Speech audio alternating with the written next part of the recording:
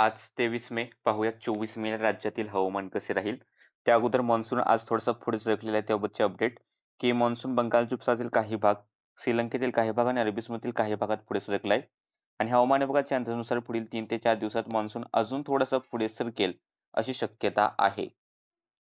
त्यानंतर आजचं जर तापमान पाहिलं तर 23 तारखेला जळगाव 43.6, जेऊर 40, कोल्हापूर 34.6, महाबळेश्वर 26.8, मालेगाव 41.6, नाशिक 35.5, सांगली 36.8, सातारा 36.4, सोलापूर 40, अकोला 44.9, अमरावती 45.4, भंडारा 45, बुलढाणा 40.4, ब्रह्मपुरी सर्वाधिक 47.1, चंद्रपूर 46.2, गडचिरोली 46, गोंदिया 44.9, नागपूर 45, वर्धा 45.5, वाशिम 43.5, यवतमाळ 43.8, छत्रपती संभाजीनगर 40.7, बीड 41.2, धाराशिव 39.6, परभणी 42.1, उदगीर 39.2, डहाणू 35.4, हरणे 34.2, मुंबई कुलाबा 34.7, रत्नागिरी 34.1 अंश सेल्सिअस.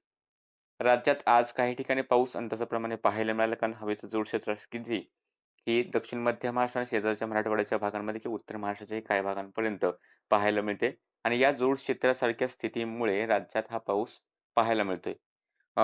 सध्या इतर ठिकाणी पाहिलं तर उत्तरेकडे पश्चिमी आवर्त येतो, त्यामुळे पंजाब, हरियाणा, दिल्ली एनसीआरच्या आसपासच्या भागांमध्ये सकाळी थोडासा पाऊस झालेला आहे आणि आपल्या महाराष्ट्रात जर पाहिलं तर उत्तरेकडून येणारे हे कोरडे वारे आहेत, ते विदर्भात खास करून पूर्व विदर्भात पोहोचत आहेत. त्यामुळे उष्णतेची लाट कायम आहे. सॅटेलाइट इमेजमध्ये जर पाहिलं तर आज दुपारनंतरच साताऱ्यामध्ये कोरेगावच्या आसपास, वाठार स्टेशनच्या आसपासच्या भागांमध्ये पावसाचे ढग विकसित झाले.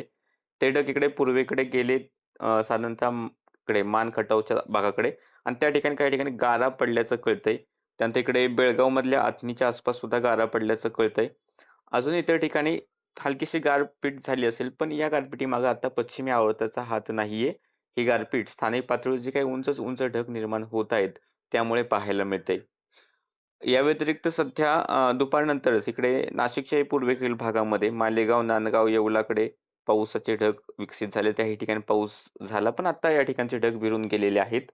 छत्रपती संभाजीनगरच्याही दक्षिण भागात गंगापूर, पैठणकडे थोड्याशा पावसाच्या सरी बरसल्या, पण आता या ठिकाणचे ढग विरून गेलेले आहेत. अहिल्यानगरच्याही काही भागांमध्ये पावसाच्या चांगल्या जोरदार सरी बरसलेल्या आहेत. तसेच इकडे शिरूरच्या भागांमध्ये पाऊस झाला. इकडे बीडकडे एक नवीन ढग निर्मिती होते. माजलगावपासून इकडे बीड शहराकडे हे ढग हळू-हळू सरकत आहेत. अ, या व्यतिरिक्त जालन्यातही काही ठिकाणी पाऊस झालाय. जळगावकडे चोपड्याच्या आसपासच्या भागांमध्ये पूर्वेकडे खास करून पाऊस झाला. आत्ताही ढग आहेत, पण आता ते विरून जाऊ लागलेले आहेत. बुलढाण्याकडे सुद्धा थोडेसे ढग विकसित झाले, त्यातूनही विशेष शक्यता नाही. सोलापूरच्या दक्षिण भागांमध्ये दक्षिण सोलापूर, अक्कलकोटच्या आसपास सुद्धा मेघगर्जना आणि पाऊस येणारे ढग आहे. सांगोल्यात पाऊस झाल्याचं कळतंय. माळशिरसकडे सुद्धा पाऊस झालेला आहे. सांगलीतही काही ठिकाणी पावसाचे ढग होते आणि आता मात्र हळू हे ढग विरून जाऊ लागलेत आणि ढगांची वाटचाल जी आहे सध्या ही दक्षिण पश्चिमेकडे हे ढग पुढे सरकत आहेत. एकूणच ढगांची जी काही शक्ती आहे ती आता थोडीफार ओसरलेली आहे. थोडंसं अहिल्यानगर, बीड, थोडासा सोलापूरचा भाग, सांगलीचा भाग थोडासा पाऊस होऊ शकतो. धाराशिवकडे सुद्धा, इकडे परभणी, नांदेडच्या एक दुसऱ्या ठिकाणी थोडासा पाऊस होऊ शकतो. आता मात्र जास्त मोठ्या क्षेत्रावर किंवा खूप मोठ्या प्रमाणात पावसाची शक्यता नाही. बीडच्या आसपासही पाऊस होण्याचा अंदाज हा रात्रीसाठी आहे. यानंतर उद्याची जर स्थिती पाहिली तर सर्वात प्रथम उष्णतेची लाट ही नागपूर, वर्धा, अमरावती, चंद्रपूर, गडचिरोली, भंडारा, गोंदिया या ठिकाणी किंवा यवतमाळच्या पूर्व भागांमध्ये कायम राहील. तापमान 45 अंश सेल्सिअसपेक्षा जास्त राहील. काही ठिकाणी 46-47 पर्यंत सुद्धा पोहोचू शकतं. अकोला असा भाग असेल, वाशिम असेल, जळगाव असेल, तापमान 43-44 किंवा एखाद्या ठिकाणी 45 पर्यंत पोहोचण्याची शक्यता राहील. राज्याच्या इतर ठिकाणी एवढं जास्त तापमान नसेल. मराठवाडा विभागामध्ये तापमान हे साधारणतः 40 ते 42 किंवा एखाद्या ठिकाणी 43 पर्यंत पोहोचू शकतं. मध्य महाराष्ट्राच्या भागांमध्ये हेच तापमान 38 ते 40 अंश सेल्सिअस, खास करून पूर्वेकडे गेला तर हे तापमान 40-41 पर्यंत पोहोचू शकतं. नंतर पश्चिमेकडे एवढे तापमान वाढ दिसणार नाही. कोकणातही विशेष काही जास्त तापमान नसेल. उद्याचा पावसाचा जर आपण अंदाज पाहिला, तर आजच्या तुलनेत काही मॉडेल पाऊस दाखवतात, पण उद्या शक्यता थोडी अजून कमी होऊ लागली. पण तरीसुद्धा 30% आपण शक्यता म्हणू शकतो. 30% क्षेत्र नाही तर पाऊस होण्याची शक्यता 30% आहे. तो भाग आहे नाशिकचा पूर्व भाग, अहिल्यानगर, पुणे, सातारा, सांगलीचे पूर्वेकडील भाग, बेळगावचा भाग असेल, सोलापूरचे पश्चिम भाग, बीड, छत्रपती संभाजीनगरचा एक दुसरा भाग.